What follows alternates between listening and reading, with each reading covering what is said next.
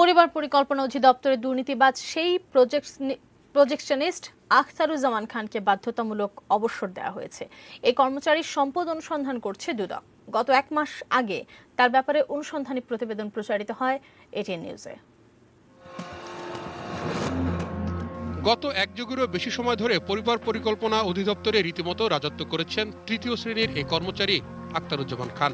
তার কাজ ছিল রাস্তায় ঘুরে ঘুরে প্রজেক্টরে জনগণকে সচেতন করার ছবি দেখানো।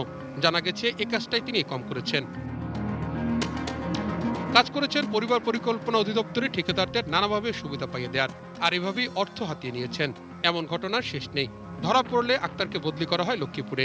2 সাইডে বাসে 2 সাইডে স্টিকার লাগাইয়া ছবি টবি তুলে দেখাই দিছে যে স্টিকার লাগানো হয়ে গেছে। এভাবে মনে করেন টাকাটা জায়েজ করছে।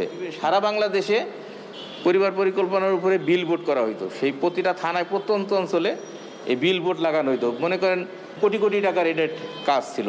টেন্ডারে দেখাইতো যে কত কোটি টাকার বিলবোর্ড স্থাপন করা হয়েছে, কিন্তু আসলে কিচ্ছু না। এইভাবে সে টাকাগুলো তারা আত্মসাৎ করছে। আক্তারের ব্যাপারে বিভাগীয় অনুসন্ধান চলছিল।